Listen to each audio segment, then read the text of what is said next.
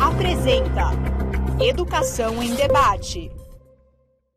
Olá, seja muito bem-vindo ao Educação em Debate de hoje. Desde já agradeço a sua companhia e audiência ao longo desse programa. Como você de casa aí já sabe, tem como objetivo discutir temas que fazem parte do nosso dia a dia.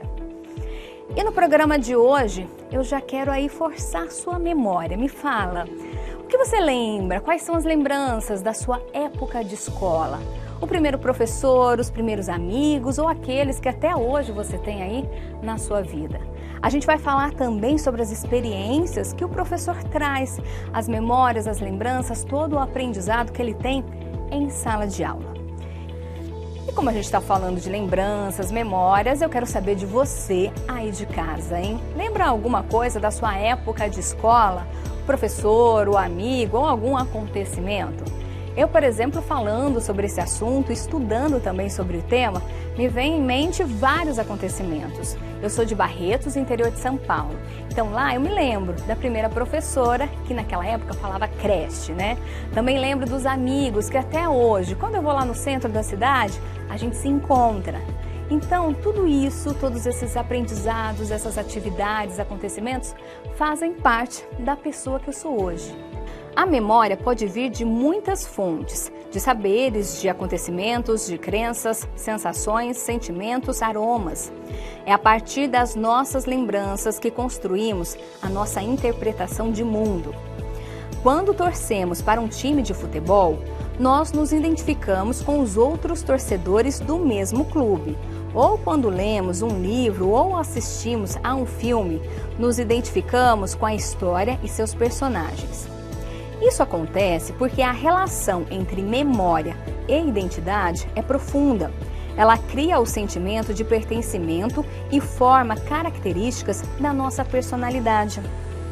E como é na escola que passamos a maior parte de nossas trajetórias, é natural que muito do que somos tenha origem nesse espaço.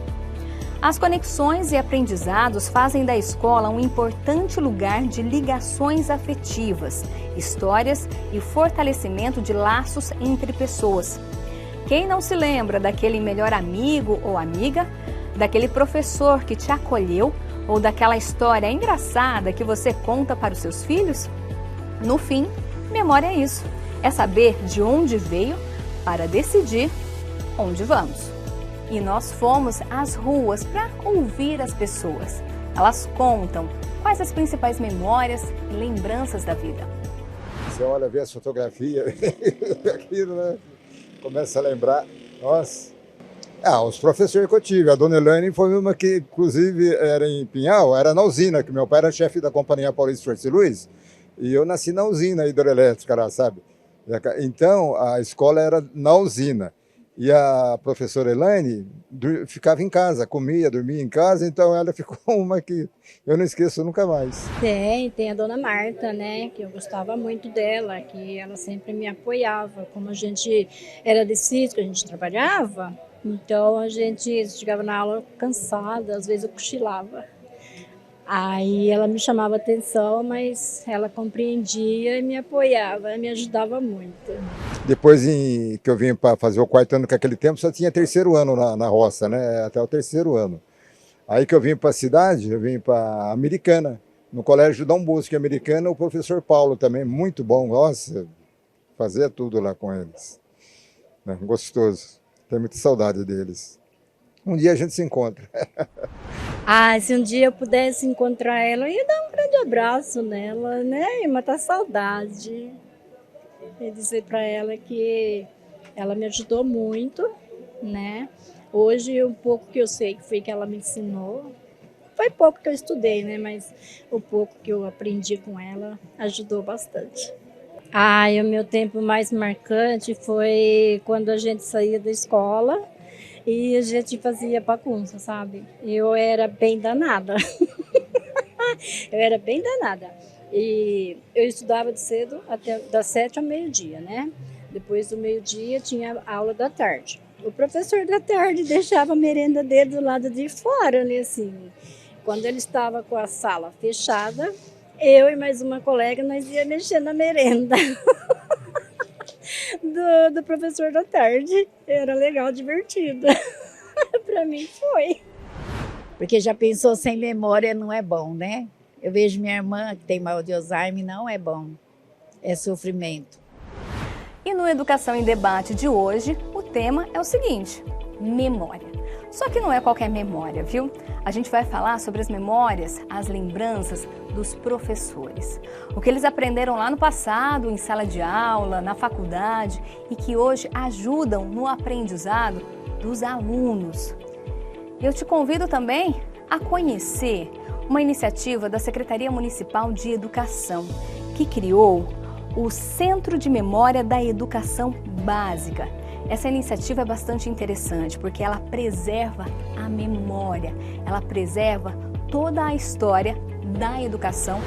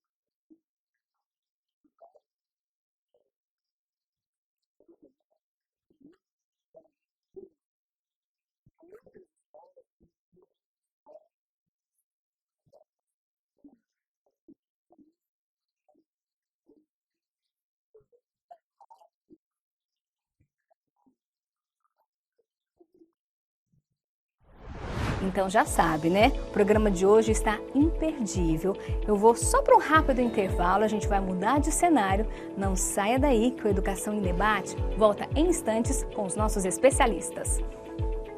Educação em Debate.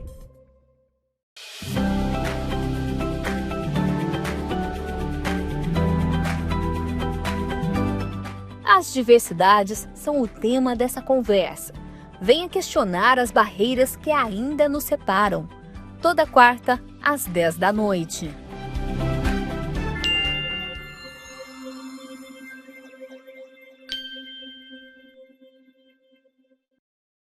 Educação em Debate.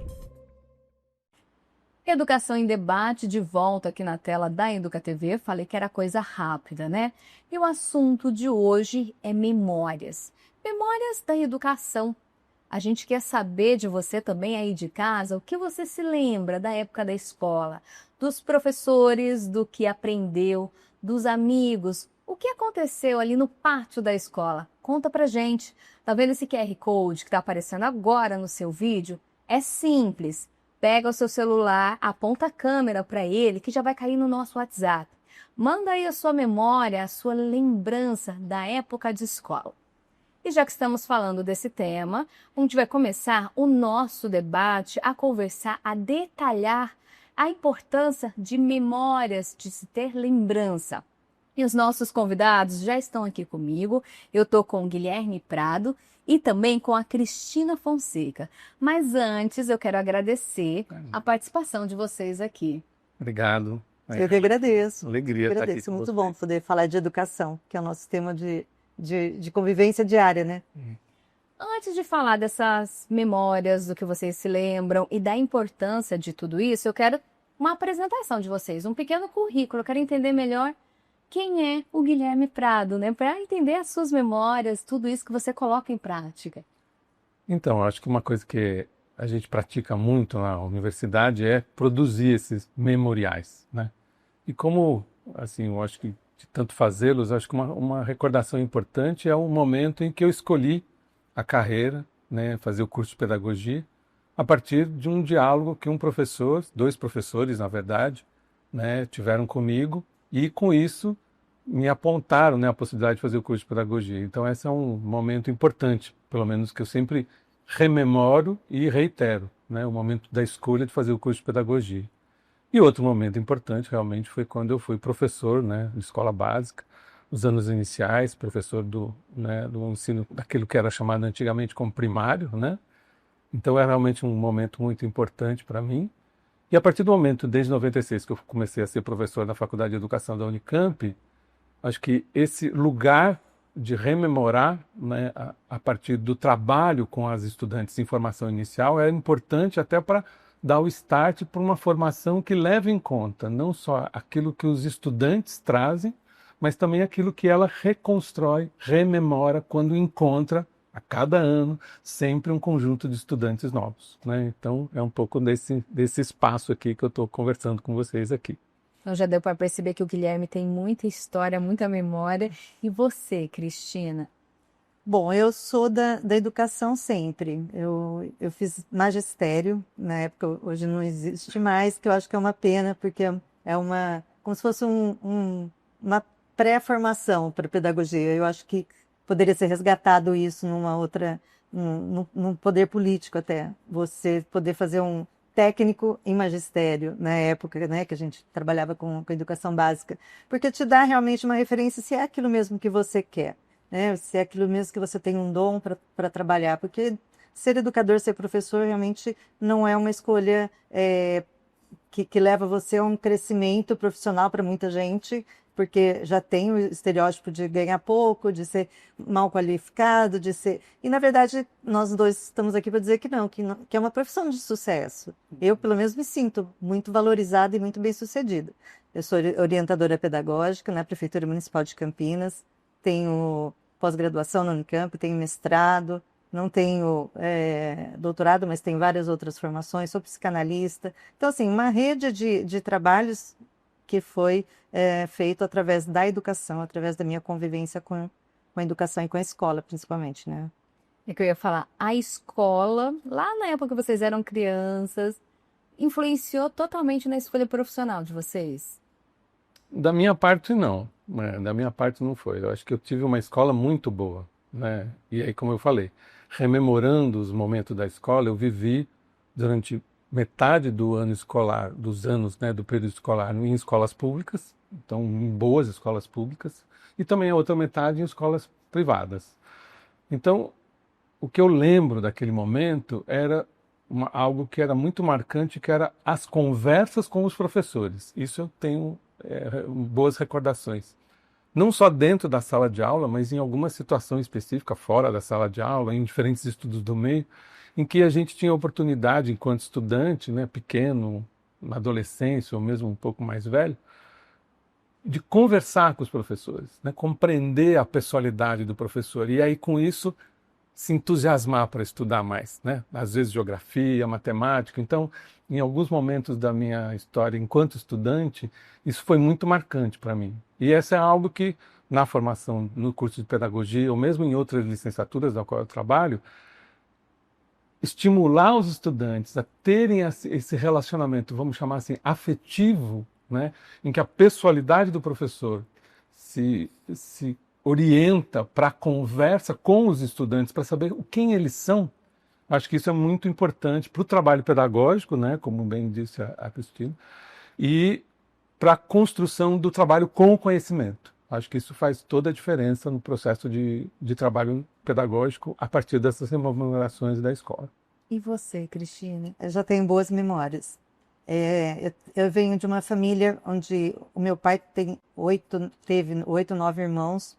Nenhum fez faculdade, só uma tia minha que foi professora, e foi minha primeira professora no CEIC Elisa, em Campinas, foi a primeira creche em Campinas, e eu estudei com ela lá, e ela terminou a carreira dela pedagógica como supervisora de ensino em Campinas. Uhum. Então eu tenho essa boa referência da minha tia, lá da infância, e eu recentemente descobri que eu tenho o famoso TDAH, e isso me atrapalhou muito, por muitos anos sem eu saber, né, essa questão de foco, de conseguir concentração no trabalho, isso sempre foi um problema para mim.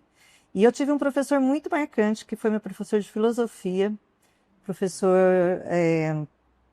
Jamil, e ele dava liberdade para que a gente escrevesse de uma forma literal aquilo que a gente tinha aprendido, e não na decoreba que a gente falava, né?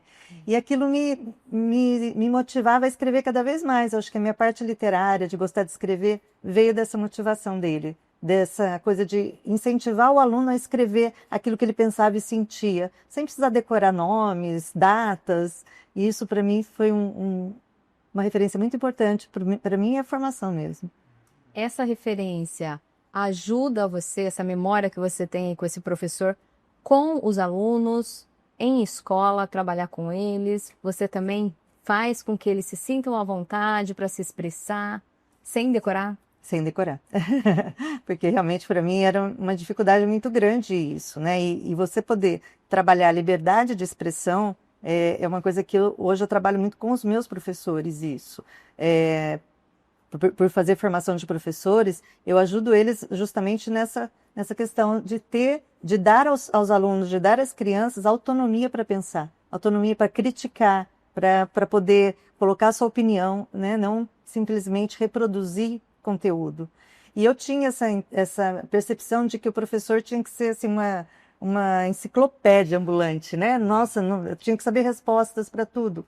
E aí, quando você começa a ter a liberdade de entender que você também pode buscar respostas com seus alunos, poder dialogar, né, com seus professores e ter um trabalho de aprendizado mais leve, acredito que a educação fica mais prazerosa e mais realmente informativa, mais formativa.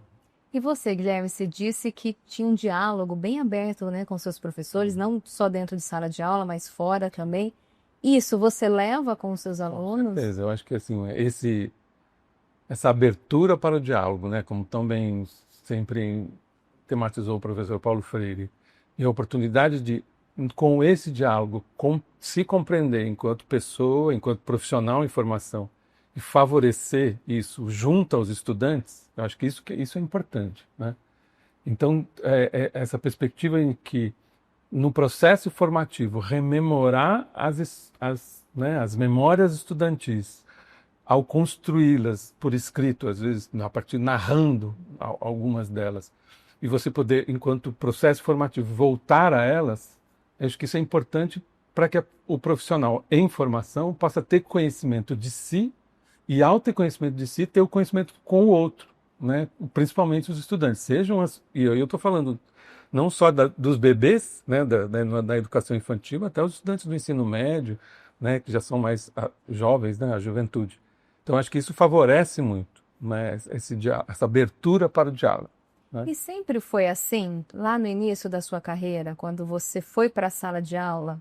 Enquanto professor do primário, sim. Né, como diz, eu lembro de uma colega professora que falou assim, mas você fica conversando muito com eles antes de dar o conteúdo. E a conversa era para compreender o que era preciso mobilizar dos conteúdos para o trabalho com diferentes estudantes. Porque algumas coisas mobilizam alguns, mas não todos.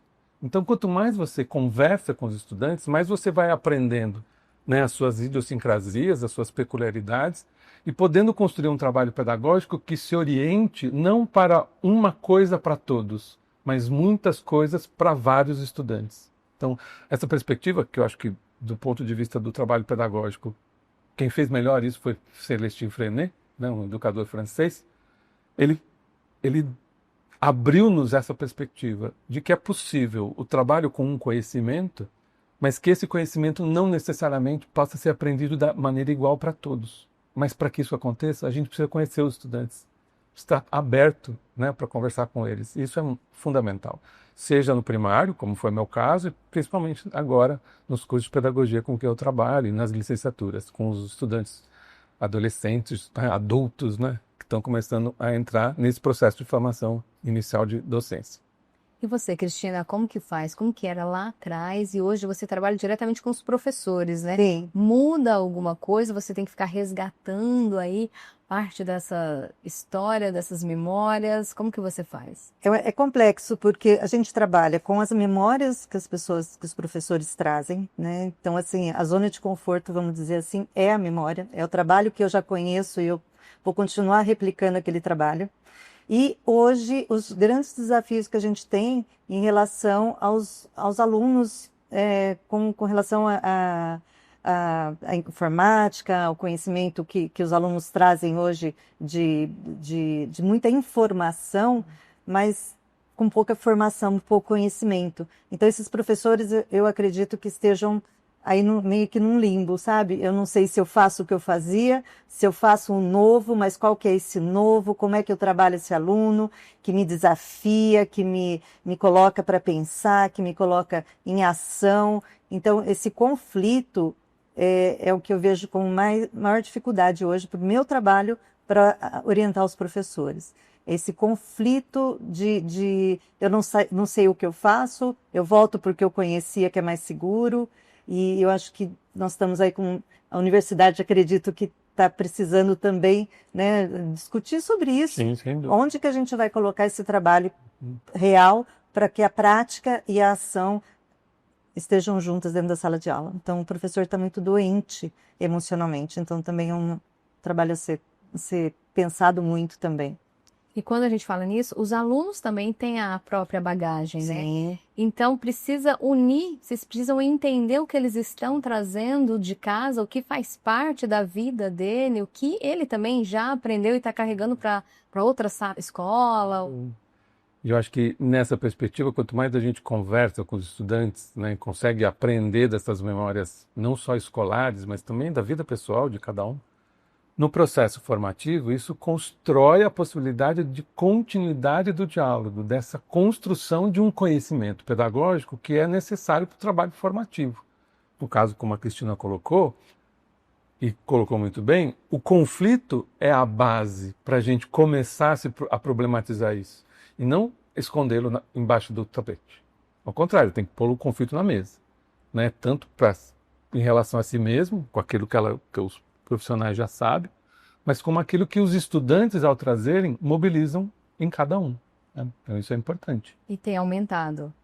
Sim, tem até, ouvi uma vez uma palestra do professor Mário Sérgio Cortella, que ele falava assim, quando ele começou na PUC, né, de São Paulo, ele falava assim, que os alunos eram quase que da idade dele.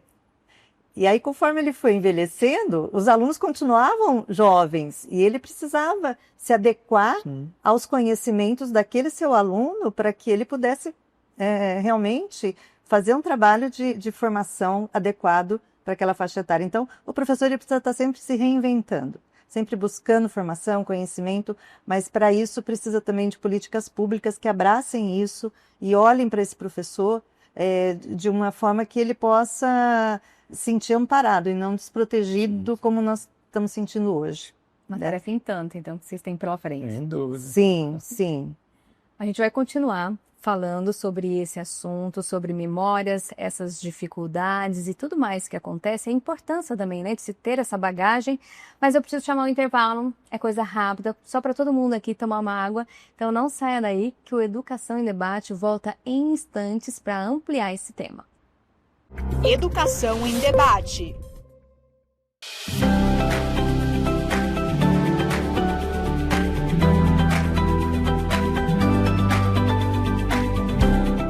Comece o dia bem informado. Acompanhe as notícias de Campinas no Jornal da Educa TV, toda quarta às 6 da manhã.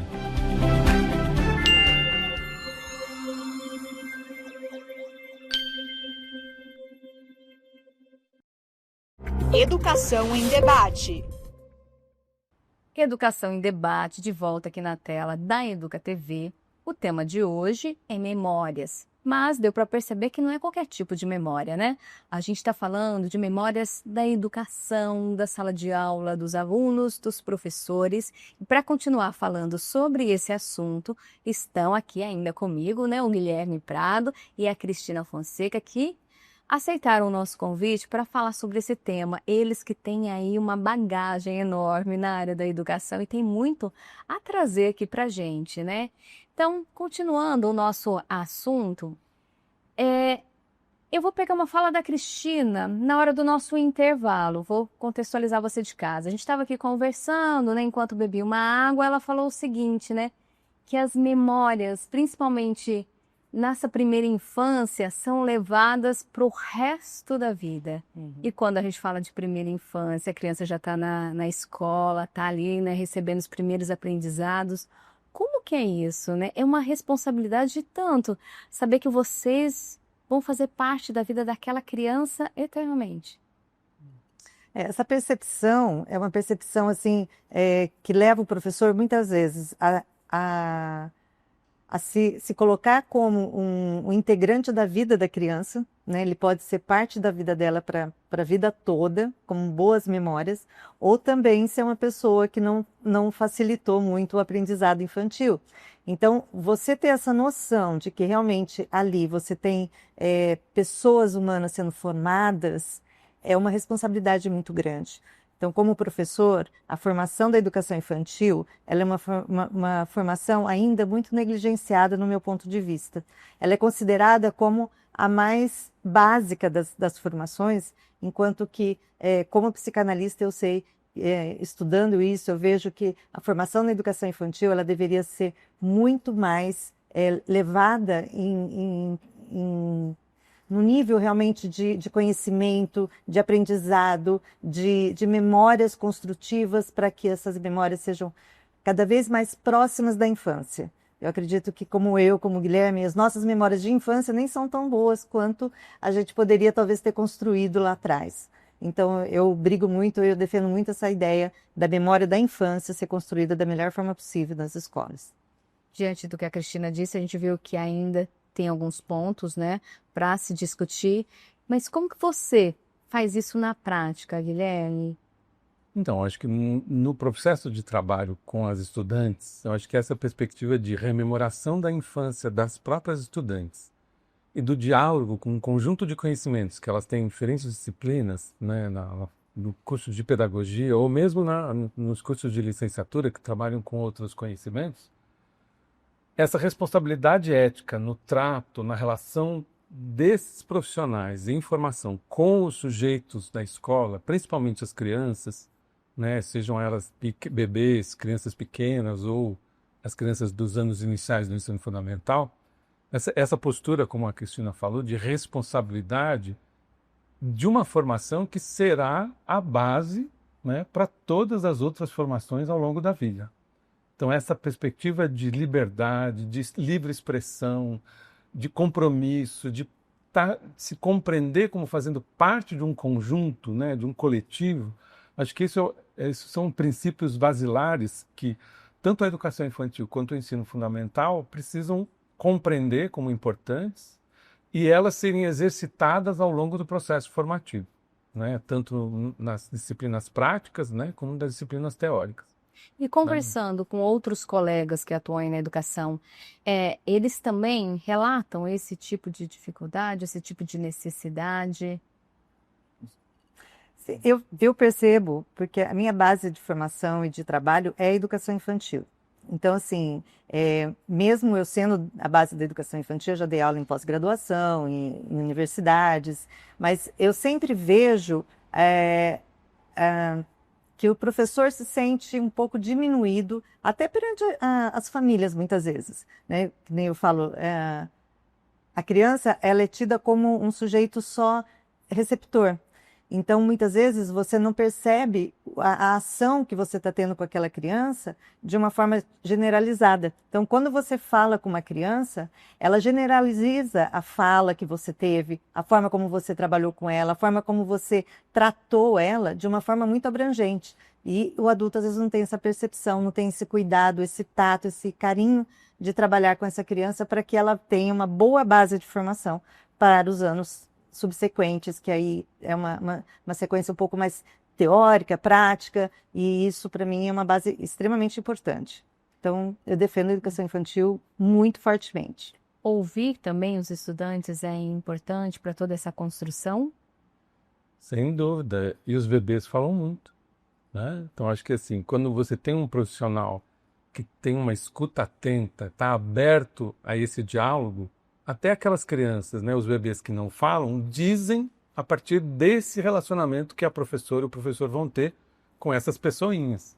Então, quando você tem esse exercício que você faz, e aí eu estou falando disso no âmbito da universidade, em que a gente leva as estudantes e os estudantes a compreenderem o quão expressivos são os estudantes, sejam eles bebês, sejam crianças um pouco maiores, orientar o trabalho a partir dessa expressividade favorece a construção de uma boa conversa, de um bom diálogo e o estabelecimento de princípios coletivos que leva a um bom trabalho pedagógico, seja da parte do professor, mas fundamentalmente seja da parte com os estudantes e não para eles. Então acho que essa é uma perspectiva que a gente tem trabalhado bastante fortemente. Concordo com a Cristina. A educação infantil nos ofertou essa nova compreensão, né? Mais do que o ensino fundamental, mas a educação infantil ofertou para a gente essa compreensão de que os bebês, as crianças pequenas e as crianças, elas são sujeitos de direito, elas estão no mundo como pessoas, né? Como sujeitos não que vão, né, vir a ser, mas que são. E é essa importância desse princípio que favorece, inclusive, o trabalho subsequente depois no ensino fundamental, no ciclo 1, ciclo 2 e ensino médio, né? E essa troca, esse aprendizado vai criando as memórias que a gente tem tanto falado. Sim, sim.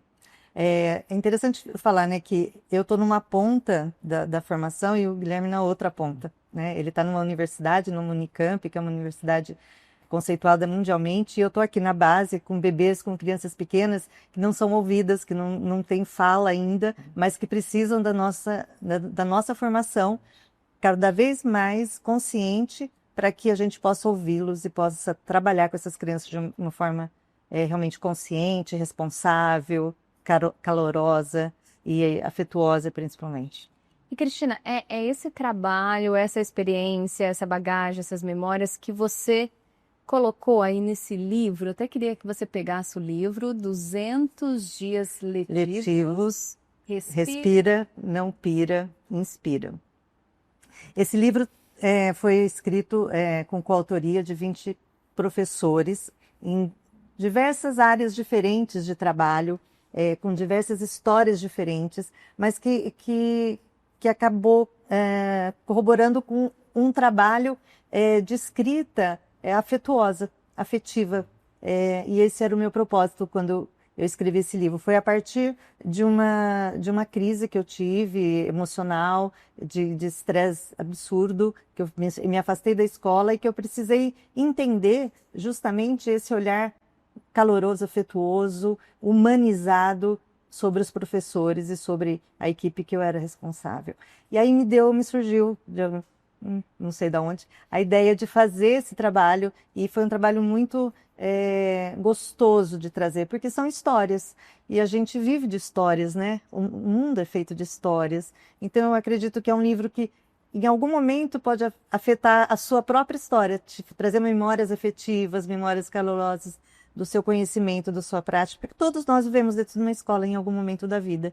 Então, acredito que todos nós que escrevemos esse trabalho e tivemos esse apoio na escrita, fez com que a gente relembrasse e nos tornasse pessoas melhores até para poder continuar nesse trabalho, né? Muita gente já aposentada escreveu esse livro, muita gente nova, então isso aí é um trabalho bem legal. Vou até pedir para você deixar eu ver o livro aqui para mostrar para o pessoal de casa. E, Guilherme, quando a gente fala de memórias de professor, o que mais tem? Tem, bastante. E como a Cristina mostrou, né, não só tem essa publicação, mas muitas outras. Sim. Né? Eu acho que um dos trabalhos mais interessantes que eu tenho desenvolvido na Unicamp é, de tempos em tempos, a gente fazer uma reunião desses escritos, né, e apresentá-los ao mundo no formato de um livro. Então, as pipocas pedagógicas, que foi um trabalho que a gente desenvolveu no Grupo de Estudos e Pesquisa em Educação Continuada, o GEPEC, lá pelos idos de 2007 e 2008.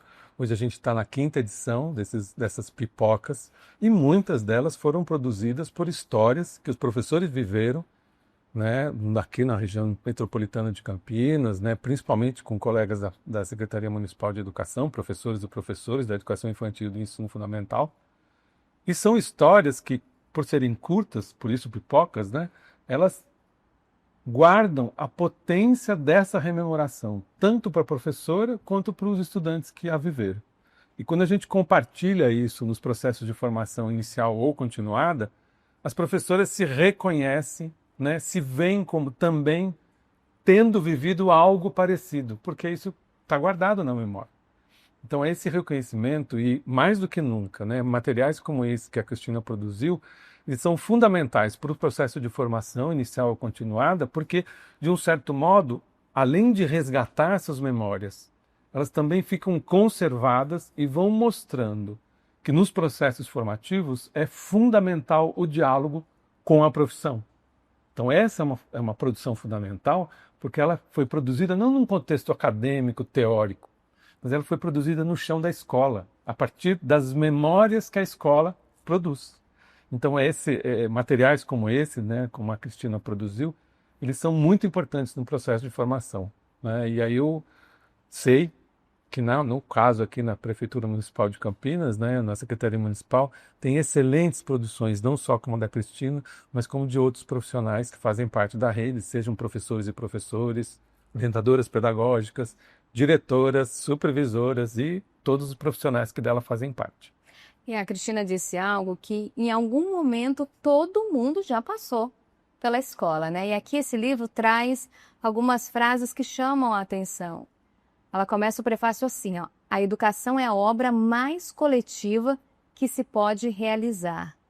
Fala também, o professor é a essência do processo educacional. Então tem várias frases aqui, várias memórias, né, que todo mundo participou. E diante disso, né, do livro, dessas histórias, do que falaram da escola, do que vocês conversaram também, do que vocês têm de vida, tudo isso fez com que vocês fossem, tipo, o Guilherme Prado, criasse a sua identidade profissional. E já aproveito também para perguntar a pessoal, porque tá ligado. Sem dúvida, sem dúvida. E aí o mais interessante é que a gente tem, enquanto professor, o privilégio de transformar essa identidade ano a ano. A leva de novos estudantes, a leva de contato com novos colegas, vão transformando a minha própria pessoalidade na relação com a minha profissionalidade. Então, essa dinâmica escolar, como muito bem você colocou, Lidia, do coletivo construir, é esse coletivo também que nos constrói. E a gente tem o privilégio de estar sempre nos desafiando com coletivos que trazem inéditos, viáveis, como diz o professor Paulo Freire, quando bebês, né, começam a sua expressividade, a construção, né, das suas linguagens, questionando a nossa própria linguagem, e os nossos próprios estudantes, quando chegam na universidade, né, trazendo a perspectiva dos telemóveis, né, como diriam os portugueses, né, os novos aplicativos, né, ou o próprio chat GPT, o DeepSeek, né. Então tudo isso também vai movimentando a profissionalidade e, é claro, mexe com a nossa pessoalidade. E isso, ao se transformar, também vai configurando, né, porque sempre abertos ao diálogo estamos, a uma nova constituição dessa identidade docente, que são identidades docentes de uma mesma pessoa, no mesmo profissional. Cristina, e você também mudou? Você disse aí, né, contou um pouquinho sobre como foi escrever esse livro, no seu momento de vida. Mudou Você faria alguma coisa diferente ou não? Tudo isso faz parte da sua história, da Cristina profissional e da pessoal também? Eu acredito que, como o Guilherme falou, a gente se reconstrói a cada ano, né? Então, o nome do livro são 200 dias letivos. Propositalmente, porque acabou os 200 dias letivos, já vem outros 200 dias letivos. Então, se prepare que vem tudo de novo. Por isso que respira, não pira, inspira. Então, é uma forma até um pouco divertida de dizer... Não adianta você, né, se perder. Então, o professor ele tem que ser valorizado, ele tem que ser o protagonista desse espaço que é a escola. Eu defendo muito essa ideia de que muitos falam, né, que o professor hoje é quase que uma pessoa que não é importante, porque eu abro o Google e faço pesquisa do que eu quiser. Então, mas quem é essa pessoa que conduz, que humaniza, que leva você a pensar, a refletir, quem leva você a ter as suas memórias de trabalho coletivo na escola, a socialização? É esse professor. Então, o professor ele é protagonista, sim, da educação. Nós tivemos aí uma época de pandemia onde as escolas ficaram fechadas e aí a gente viu a falta que faz no mundo social dessas crianças, desses adolescentes, na vida das pessoas. Então, realmente, eu defendo isso, que são 200 dias letivos muito intensos, mas que respira, não pira, inspira, porque começa tudo de novo e a gente está nesse processo contínuo. E nesse processo vem mais memórias por aí. Com certeza, muitas, porque a gente tem o privilégio, e aí eu falo do lugar de homem que sou, de trabalhar com muitas mulheres. E as mulheres, né, desenvolveram na relação com a escola diferentes capacidades. Então, acho que quando a gente começa, e como bem a Cristina falou, né, e ela até comentou isso, outras colegas, a gente vai percebendo que essa profissionalidade docente, marcadamente feminina, ela é constitutiva de diferentes processos que favorecem não só a afetividade, a afetuosidade, o carinho, né, como ela mesma colocou, esse colo que as mulheres são capazes de construir na escola, mas também uma profissão que, ao olhar para as professoras e professores, também vai se transformando na relação com essa perspectiva, né? Então, esse discurso hegemônico masculino também começa a dar lugar a um discurso mais dialogado, mais conversado com as perspectivas feministas, por que não, né? Mas também constitutiva de uma profissionalidade que precisa ser bem valorizada, né? Não só pela característica que ela tem, mas também pela importância dos processos formativos que precisam ser levados a cabo no processo da profissão, não só nos anos de formação inicial, né, nos cursos de formação, mas também ao longo da formação. Tá? Acho que é isso. Isso. Eu queria conversar mais com vocês, porque deu para perceber que memórias, bagagens, histórias e que vai vir para o futuro também, vocês têm de sobra para falar. Mas infelizmente acabou o tempo. Eu quero deixar o convite para vocês participarem, não só do Educação em Debate, mas também dos outros programas que a gente tem aqui na Educa TV. Vai ser um prazer. Vai ser um prazer, sim. Falar de educação é sempre um prazer para mim. Então, mais uma vez, muito obrigada pela participação dos dois. Tenho certeza que foi uma participação muito rica para mim e para quem está assistindo a gente nesse momento, de falar um pouquinho do que acontece, né, na escola, das memórias e de como a gente leva isso para o nosso dia a dia, né, na nossa vida sempre. Então, mais uma vez, muito obrigada. Obrigada, Dulce. E eu agradeço também você de casa que está aí acompanhando toda a programação da Educa TV. Lembrando que se perdeu alguma coisa, é muito fácil, é só entrar nas nossas redes sociais. Esse QR Code aí já leva para nossas páginas. Você pode curtir, rever e compartilhar. A gente se vê então no próximo Educação em Debate. Então, nada de mudar de canal, hein? Continue acompanhando toda a nossa programação educativa para você e toda a família. Tchau!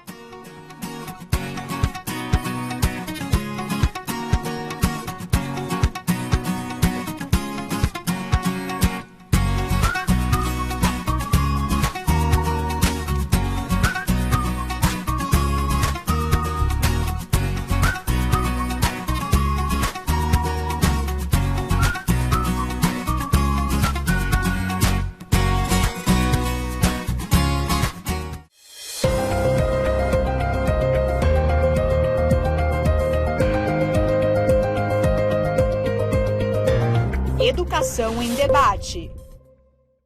Prefeitura de Campinas, Secretaria de Educação, Produtora Rio Brasil Digital. Educa TV Campinas, um mundo de conhecimento para você.